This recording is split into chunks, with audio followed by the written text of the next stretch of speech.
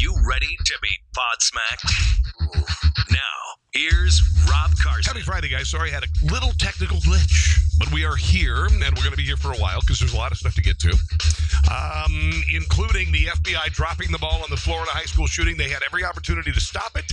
They didn't do it. They didn't do it. I mean, honestly, Barney Fife could have done a better job at law enforcement than the FBI did, but that didn't stop the FBI from screwing things up. Maybe it's because they were too involved with the Russia collusion with the Donald Trump campaign, which, by the way, we found out today was bullcrap. We're going to get to all that very shortly and your comments. Already, Roxanne from Oregon is joining me. Hello. Lorraine from Rhode Island. Arthur, what's going on? And Rhonda. Hello, Mr. Carson. Welcome. We have a special guest tonight. Somebody I've been talking about and talking to for years, Mr. Christian Toto, HollywoodInToto.com. Hello, sir. How are you? I am spectacular. How are you doing? Excellent. Now, Christian, for those who don't know on this show, what you're all about, you are a conservative Hollywood insider and movie reviewer, right? Yeah, there's about 6 of us on the planet, and I am one of a so-called elite group. So. Yes. Well, you know what? This is kind of the ultimate. This weekend is the penultimate moment for a conservative movie reviewer, because you've got this movie that, and I saw on the headline on your page, HollywoodInToto.com. You're talking about like things like social justice in a movie. And immediately, as a Christian or as a conservative, you're kind of like, oh boy, really? So, what did you think when you went in to see this movie, and what did you think when you walked out?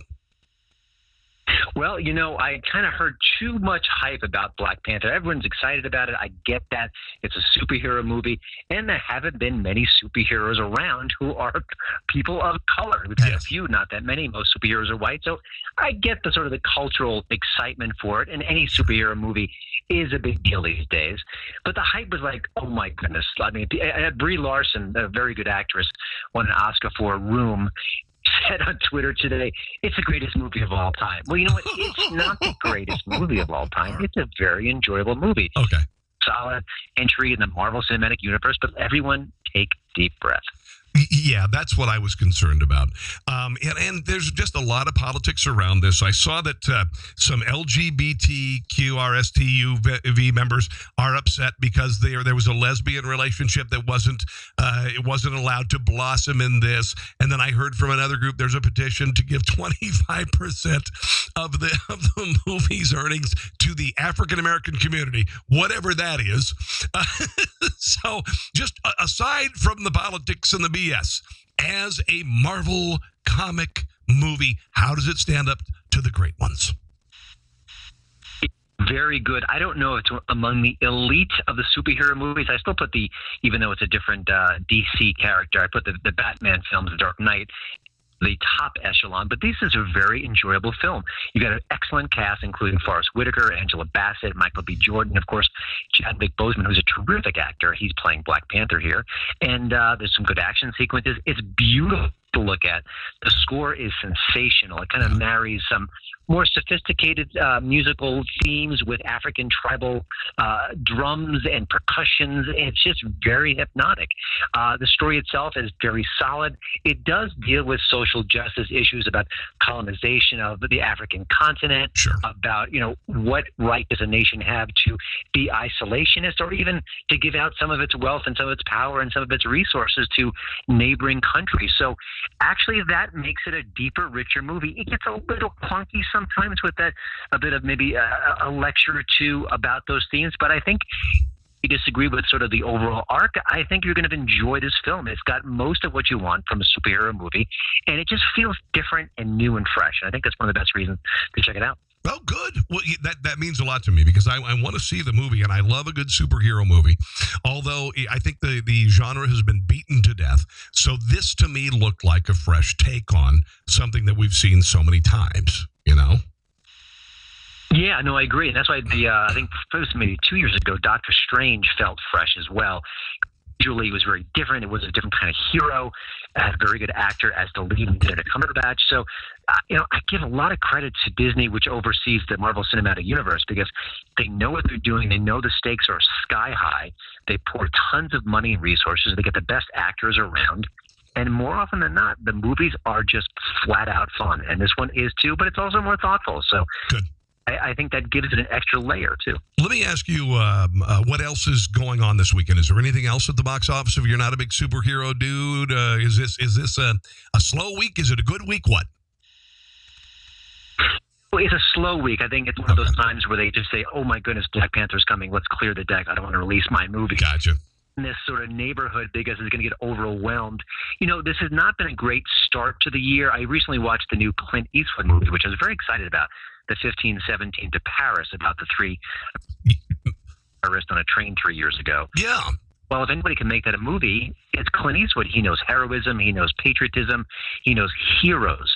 But boy, the film is not very good. He actually cast the three men who were in that train who did what they did as stars of the movie, playing themselves. And that's a bit of a gamble. It doesn't really pay off, but it's kind of a slog. It's not enjoyable. The train sequence is brilliant and exciting as you expect, but it only takes about 10 minutes in the film. The rest of it is sort of building up to that event, and it just doesn't work. So he does many great things, but this one is not one of his best. Well, it's like that, what was it, the Hudson Flight movie? It was a 2-minute flight. They made a movie out of it.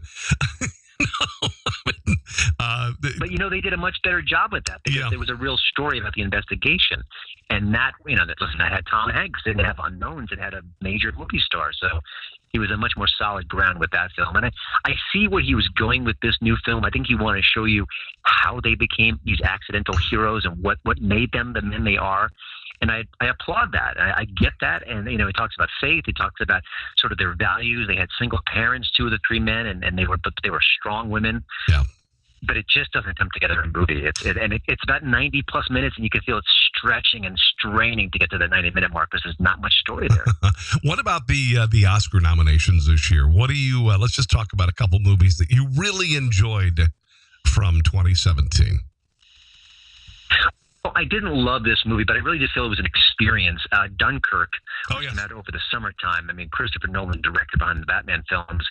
He really knows what he's doing behind the camera. I just thought I didn't connect with some of the characters in the film. I thought it was a little bit too vague at times from a storytelling perspective. But if you see it in the theater, and maybe they'll re-release it nearer to Oscar time, they do that sometimes. Yeah, an experience, because the sound and the sights and everything, you feel like you're there on the beach with the combat going on all around you. So I also really enjoyed Get Out, which was a horror movie from early last year.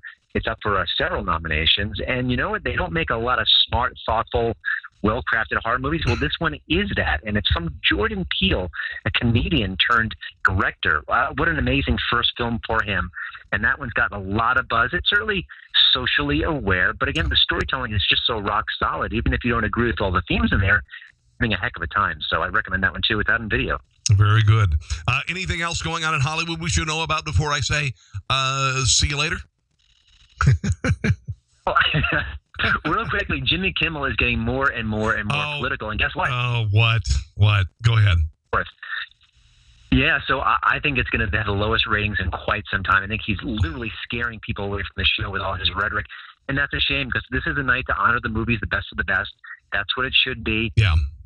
Be a funny guy, but he's gotten on his soapbox, the lecturing, the finger wagging, the manufactured facts. I'm sick of it. I think a lot of other people are, and it's a real shame he's going to be the host that night. I'd love to see like a Billy Crystal type who can bring people together and have a great time.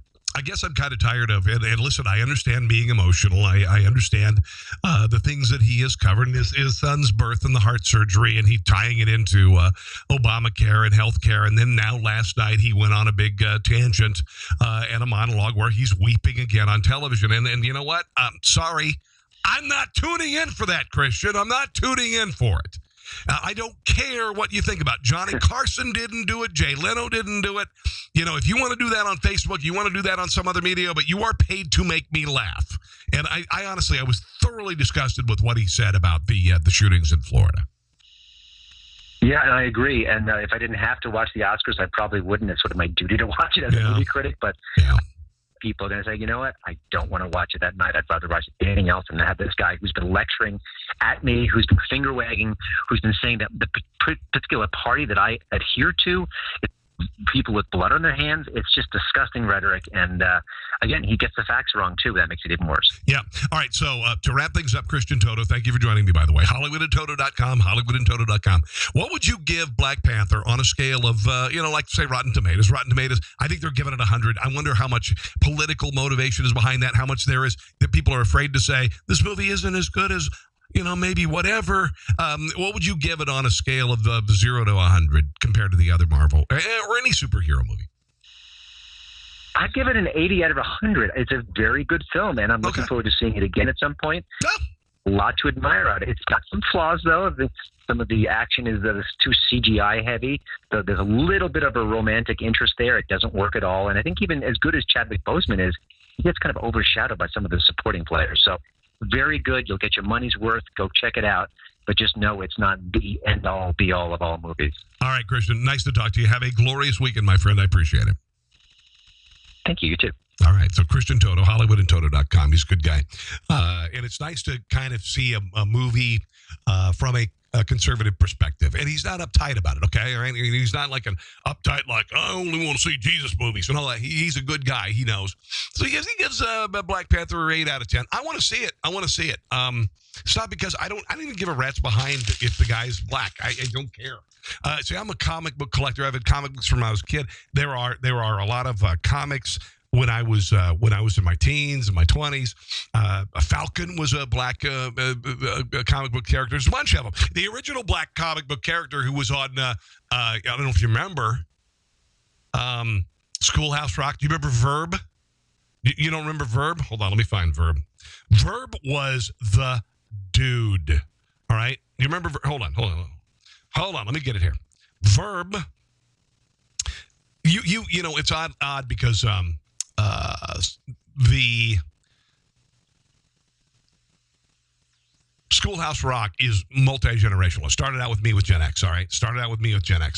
But Verb was a badass black character who was the character of action, all right? So, because Verb, that's what's happening, all right? Here's a little bit of Verb, who was one of my heroes when I was a kid, even though I was a white kid growing up in Iowa. This is, if I can get it to play here, I'm going to play a little bit of Verb. That's what's happening. Okay, I got to get past this here. Got to get past my ad. Oh, let's see who's online here, shall we? Let's see who's online. Roxanne, I already talked to you about. Hello, Rhonda. Arthur, glad to have you joining me. Appreciate it.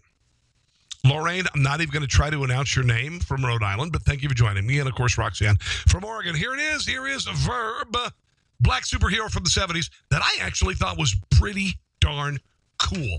Come on. Let's see if it'll play. My computer's slow as hell. Hold on one second. There it is.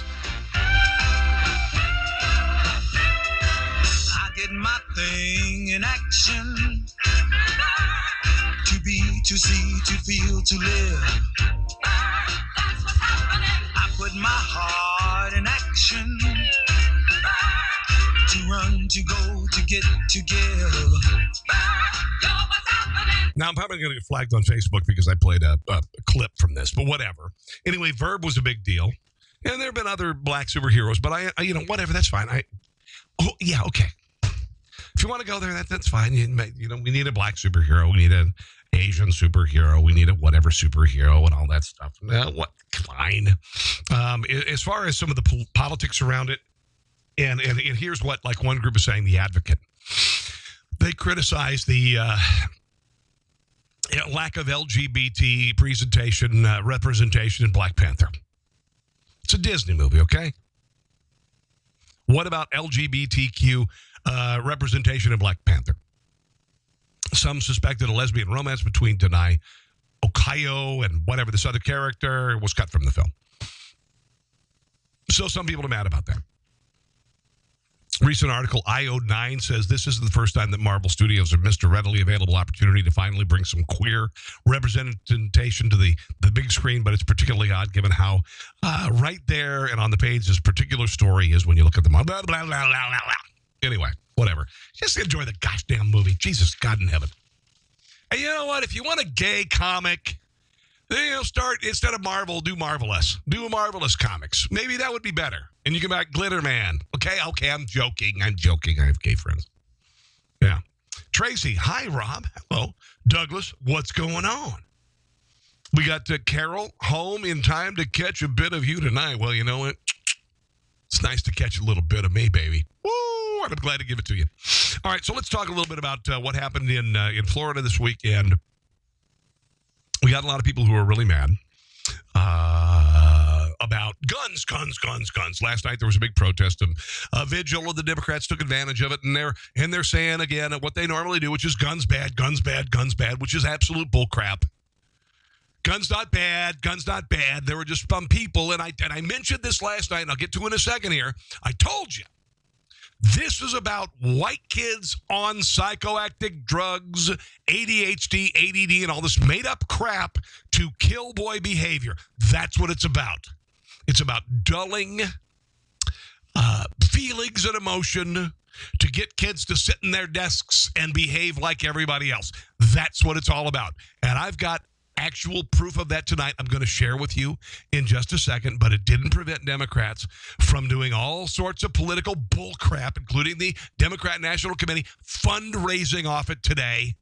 God almighty, what an intellectually and morally bankrupt party and ideology.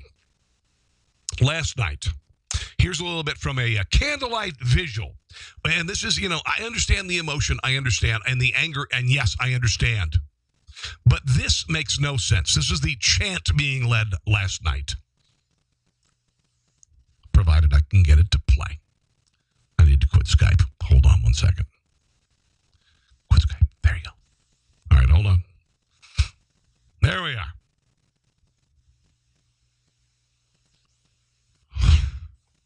All right, I'll get to this in 1 second. I got to quit Skype. If you guys, by the way, would like to... There we go.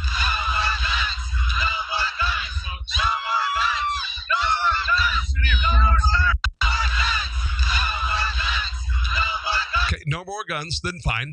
So I would assume those of you who are saying no more guns are saying that the police shouldn't have any guns. I would also assume that you are saying, by just saying no more guns, that you think the military should not have any guns. Right? Because there are some people who are just saying no more guns, no more guns, no more guns. And that's and I understand the emotion of the whole deal, but it's ignorant. If you just say no more guns, you're an ignoramus. You're an ignoramus. Or you are being influenced emotionally. I understand. I understand it. I really do. But if you just think this is about guns, you're high, and you're missing the point. You're missing the point, and I brought this up last night. Okay? There are a lot of people being played for their emotions right now in this country. The victims' parents, the victims' families, the victims' friends are being played by the national media to forward an agenda which is anti-Second Amendment. And to me, that is really tragic and really, really painful and sad. And really sad. Here is a woman who lost her daughter. She was on, I believe this was CNN. And she's been whipped into a lather by the media. And I understand her pain. And when I hear this, listen to me. When I hear her, I don't think about politics. I think about her agony. Oh, God in heaven. Oh, God, to lose a child like this. My Lord in heaven, I can't even imagine. But this is so tragic and so desperate, and that the media took advantage of this. Her name is Lori Adelhef. Her daughter, 14 years old. Here she is. How do we allow a gunman to come into our children's school? How do they get through security? What security is there? There's no metal detectors.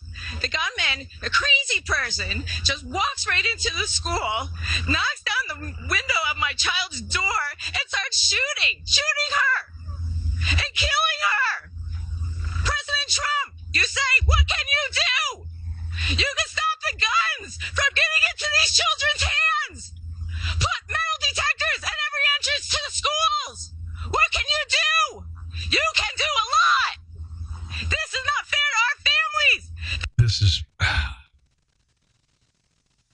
I don't feel any animus for her politically. She's lashing out. She needs an answer. Oh, guys, this crushes me. She's looking for answers.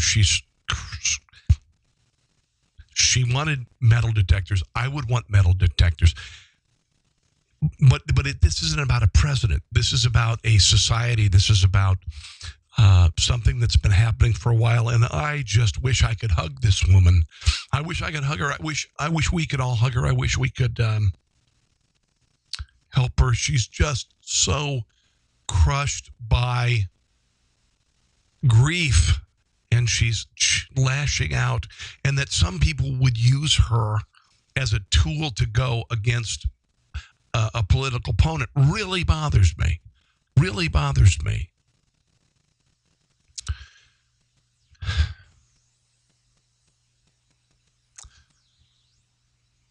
Metal detectors are great. Don't get me wrong. I understand. But let me explain. My daughter and my son, they go to schools, and they have police officers there in the mornings. And they stay there. I've been to conferences in my daughter's school, and there's a police officer there. That's very, very, very fortunate. It's very fortunate. Unfortunately, my kids' schools also, their front doors say gun-free zone. My son's high school does not say gun-free zone. My kid's middle school says gun-free zone. And there's a level of security you have to go through. I would assume that going through the front door, using an AR-15 or whatever the hell you're going to use, a shotgun, you can blow the windows out and go march right in and just take over. All right? So there's that. Maybe we need to invest some money, and we spend so damn much money nationally on crap. How about a few $1 billion to pay retired military or police officers to hire someone to be in a school all day? I would assume that somebody maybe in 55, 60 years old would enjoy the opportunity to protect kids and work with them and be the security guard. And be ready for something like this, Be ready for something like this. How do we not have armed guards at schools? Well, James, geez, welcome to the real world, right? We've never needed armed guards at schools before, dude. Maybe we need some sort of maybe like they did with reinforcing cockpit doors for airliners after 9/11. Maybe we need that at the front of the schools. It's crazy, right? We live in a crazy world. Here's what you have to know. The chances of your kid's school being shot up are incredibly, incredibly rare. And here's another thing you need to know, guys, that the FBI and federal and local officials dropped the ball on this. So this isn't about having a security guard at the school. This isn't. This is about a tragedy that could have been stopped, and it wasn't. All right? Listen to this. I want you to listen to this. I want you to listen before you say, we need security guards and we need all this. The FBI that was so focused on Donald Trump and collusion with the Russians, which was completely, the narrative was destroyed today. It was fake, and we knew it was. Well, the FBI is so focused on that, they had every opportunity to stop this on Wednesday. A caller provided information to the FBI about Nicholas Cruz's gun ownership, desire to kill people, erratic behavior, disturbing social media posts, as well as the potential of him conducting a school shooting. Did you hear what I just said? The agency went on to state that this information, which came in over their public access line, should have been classified as a potential threat to life, and the Miami field office notified about the information. Those protocols were not followed, however, for reasons that are not clear. And on Wednesday, Cruz murdered 19 people. Does this make your head want to explode? This is like people dying at the freaking VA. This could have been prevented. They had everything they needed to know. They had everything they needed to know.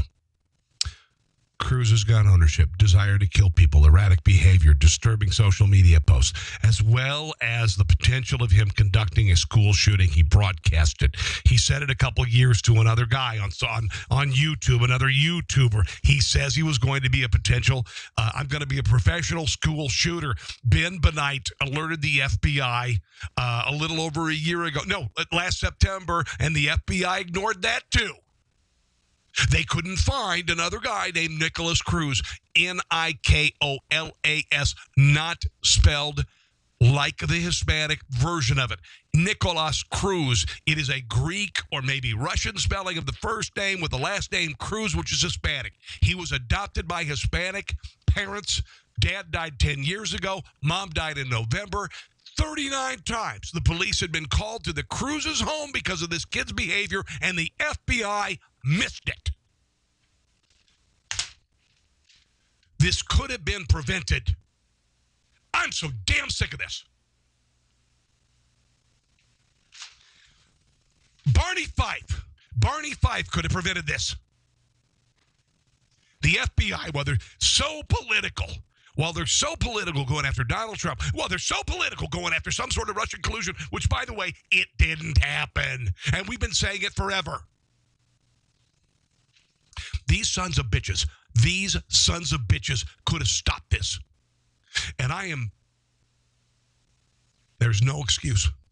And I don't like to use that kind of language on my podcast, but these sons of bitches, they need to be fired.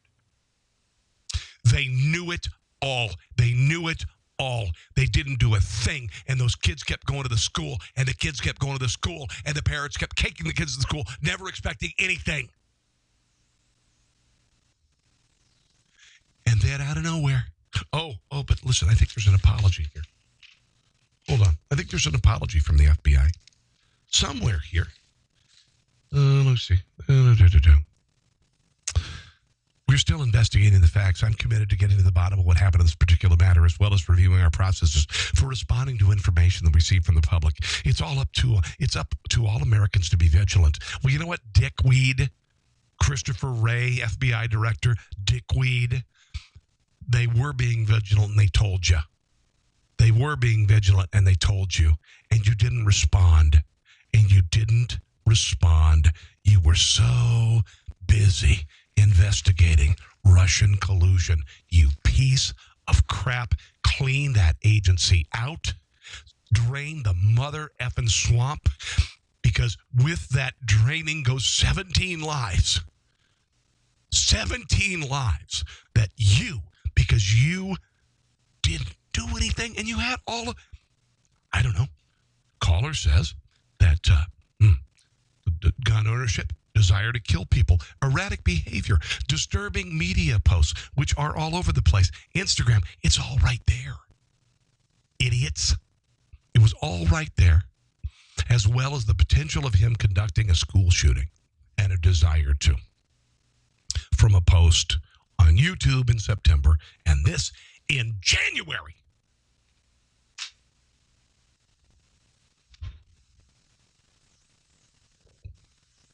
Unbelievable, guys. James, and yet nothing was done. Douglas, red flag was thrown. They ignored it. Carol, fake Bureau of Incompetence. They knew about the Boston bomber. Yeah. Want to know what else they knew? You want to know what else these incompetent douchebags who are paid more than the private sector by far.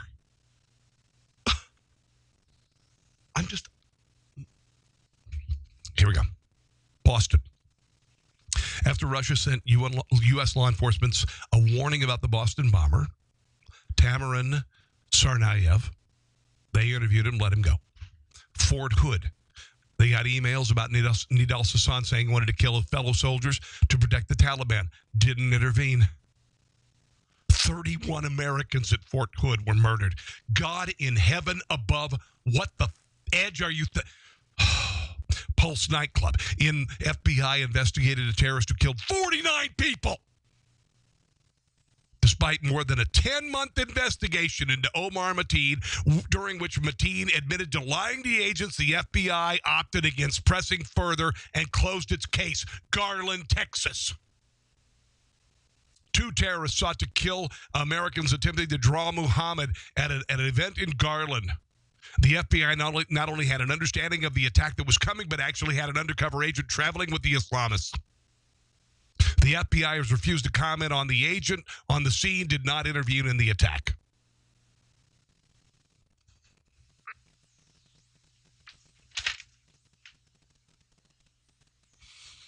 Right now, we've always had this high regard for the Federal Bureau of Investigations. But you know what? They're just a bunch of, and I'm not talking about field officers. I'm talking about the executives. I'm talking to the people at the top. They're a bunch of bumbling boob douchebags from hell. What the F do you need to know? And then you say, well, we need you people to be vigilant for us. We need you to pay attention to social media and watch the signs. No, how about this? When somebody calls you and tells you everything you need to know, how about act on it?